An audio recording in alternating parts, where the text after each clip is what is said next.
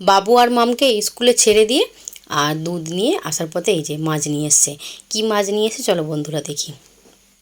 আমাকে বললো তুমি দেখো মাছটা, আজকে মাছটা দেখে তুমি কিন্তু ভীষণ খুশি হয়ে যাবে।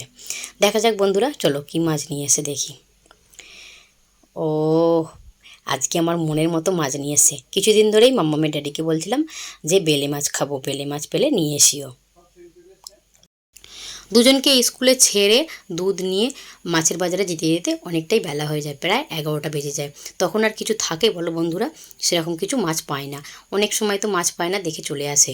আর ডিম যেহেতু আমরা ভালোবাসি, আর ডিম তো ঘরেই রয়েছে দোকানে, তো ডিম আমাদের প্রায় সময় সঙ্গী, মাছ না থাকলে। আর এই যে আজকেও মানে অনেক দিন খোঁজাখুঁজি পর আজকে অল্প কটাই পেয়েছিল, এই কটাই মাছ পেয়েছিল, সেইগুলোকেই নিয়ে এসছে। মাছগুলোকে ভালো করে ধুয়ে নিয়েছি, ধুয়ে লবণ মাখিয়ে জল ঝরতে দিয়েছিলাম। জল ঝরিয়ে নিয়ে হলুদ মাখিয়ে এই যে মাছগুলোকে ভাজতে তুলে দিলাম। মাছগুলোকে ভেজে নামিয়ে নিয়েছি, নামিয়ে নিয়ে ওই কড়াতে যে তেলটা ছিল সেই তেলের মধ্যেই একটা মিডিয়াম সাইজের পেঁয়াজ কুচিয়ে দিয়ে দিয়েছি। পেঁয়াজটাকে নেড়ে চেড়ে ভেজে নিয়ে আদা রসুন পেস্ট দিয়ে দিয়েছি। আর আজকে না টমেটো ছাড়াই রান্না করব।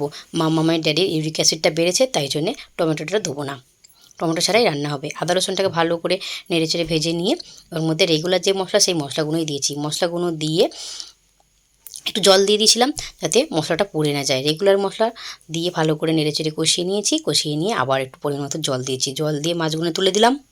মাছগুলোকে নেড়ে চেড়ে নিয়ে গ্যাসের ফ্লেমটাকে লো করে দিয়ে 3-4 মিনিট মতো ঢেকে এটাকে রাখবো। আর এটা ঢেকে রেখে আমি দোকানে চলে গেছিলাম, তাই একটু শুকনো শুকনো হয়ে গেছে। এই যে এটাকে এবার একটু হালকা হাতে নেড়ে চেড়ে নিয়ে এটাকে এবার নামিয়ে নেব। মাছের তেল ডালটা যা হয়েছে না বন্ধুরা, আমার তো আর কিছু লাগবে না, আমি এই দিয়েই ভাত খেয়ে উঠে যাব। আর তো ভীষণ পছন্দের একটা মাছ। দুপুরে রান্নাবান্না সব কমপ্লিট। চলো বন্ধুরা কী কী রান্না করলাম একটু দেখে নিই। রান্না বলো তো একদম মানে অল্প করেই করেছি, দুভাগের রান্না করেছি।